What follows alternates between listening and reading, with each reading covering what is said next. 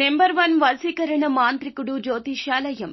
ఎక్కడి వారికైనా ఒక్క ఫోన్ ద్వారా వెంటనే పరిష్కారం చెప్పబడును. స్త్రీ పురుష వశీకరణం, ప్రేమ, పెళ్లి, సంతానం, వ్యాపారం, కుటుంబ సమస్యలు, భార్యాభర్తల గొడవలు, గృహం, స్థలం సమస్యలు, కళ్యాణ దోషము పరిష్కరించబడును. దుష్ట శక్తులు తీయబడును. నాగదోషం తీయబడును. నాగబంధన, గుప్త నిధులు, ధనం, లంకె బిందెల కొరకు గురువు గారిని సంప్రదించండి. మీరు కోరుకున్న వారిని మీ వద్దకు చేర్చాలా? అంజనం వేసి చూపబడును. Guruji phone number 8185066725. అందరికీ నమస్కారం అండి. ఛానల్లోకి తిరిగి స్వాగతము. తులారాశి జాతకులు మే మాసంలో 27వ తేదీన ఒక వ్యక్తి చేతులు జోడించి మీకు దండం పెడతాడు. ఎందుకో తెలుసా? ఇది కూడా మోసమే అనుకుంటున్నారా? లేదంటే నిజంగా ఇలా జరుగుతుందా అని ఆశ్చర్యపోతున్నారా? ఒకసారి ఈ వీడియో చూస్తే మీకే అర్థమవుతుందండి.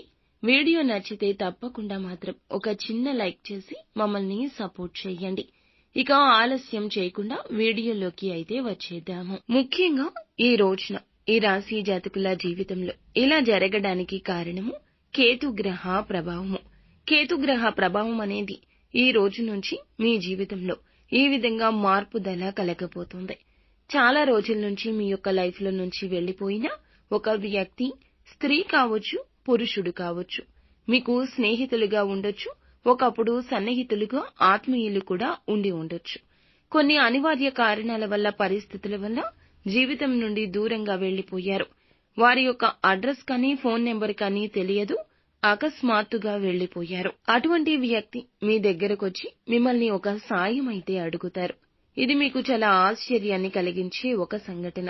అది వారి యొక్క పుత్రుల గురించి, పుత్రిక గురించి, అంటే సంతానానికి సంబంధించిన ఏదైనా ఒక సమాచారం గురించి కావచ్చు, లేకపోతే ధనం గురించి కావచ్చు, లేకపోతే గనక వారికి సంబంధించిన ఒక కఠిన సమస్య, వ్యాపారం గురించి కావచ్చు, ఉద్యోగంలో కావచ్చు, లేకపోతే మీ వద్ద తెలిసిన ఉద్యోగం ఏదైనా ఉంటే ఇప్పించమంటూ ప్రాధేయపడ్డం కూడా కావచ్చు. మీ పేరు, మీ పలుకుబడి ఇందులకు కారణము. మీరు ఉన్నత స్థితిలో ఉండి ఉండొచ్చు. అంటే మా దగ్గర ధనం ఏమీ లేదండి, మేమే ఇబ్బందులు పడుతున్నామని మీరు అనుకుంటారు. కానీ అలా కాదండి.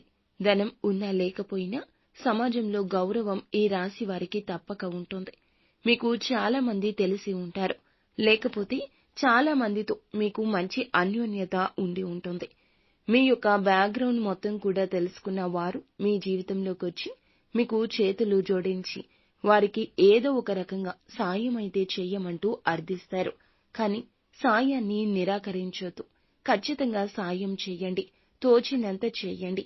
మనిషి అన్నాక కష్టాల్లో ఉన్న వారికి సాయపడితేనే భగవంతుడు మనకి సాయపడతాడు. ఈ సంఘటన ద్వారా మీరు ఆశ్చర్యానికి కాస్త లోనైనా ఇదే సత్యము. మిమ్మల్ని చేతులు జోడించి చాలా రిక్వెస్ట్ చేసే అవకాశం ఈ రోజు జాతకంలో కనిపిస్తుంది. ఎవరైతే వ్యాపారవేత్తలు ఉన్నారో వ్యాపార జీవితంలో ఈ రోజు మెలకువలు కూడా నేర్చుకుంటారు. ఒక మైలురాయి అధిగమించి దగ్గరకు వెళ్లే సూచన కనిపిస్తుంది.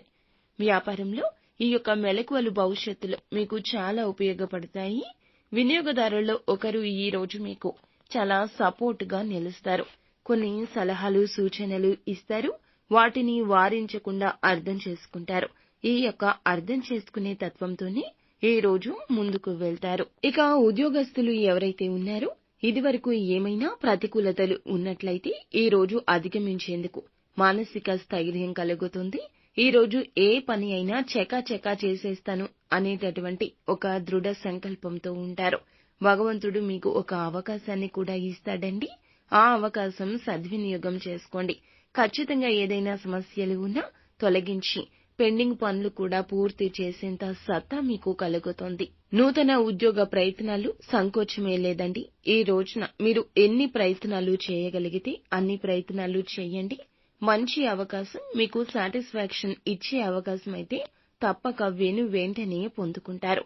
ఈ రోజే ప్రయత్నం, ఈ రోజే ఫలితం అన్నట్లుగా మీ జీవితం ఉంటుంది. అలాగే ఈ రాశివారు ఎవరైతే నూతన వ్యాపార పెట్టుబడుల కోసం, లోన్స్ కోసం ప్రయత్నిస్తున్నా లేదా ఇంటి సమస్యల రీత్యా డబ్బు కోసం ప్రయత్నిస్తున్నా ఈ రోజున అడిగిన వారు లేదు అనకుండా డబ్బు అనేది ఇస్తారు. డబ్బు అనేది వస్తుంది. మీ యొక్క సమస్య తీరుతుంది. ఈ రోజు మీ కష్టం నుండి గట్టెక్కగలుగుతారు. ఈ రోజున మీరు ప్రతికూలతలు అనుకూలతలుగా మార్చుకోవడానికి సుబ్రహ్మణ్యేశ్వర స్వామి ఆరాధన చేయడం, లేదంటే దగ్గరలో శివాలయం ఉన్న వైష్ణవ ఆలయం ఉన్న దర్శనం చేసుకుని కాస్తంతసేపు అక్కడే మానసిక ప్రశాంతత పొందుకునే ప్రయత్నం చేయండి. అంతా మంచే జరుగుతుంది.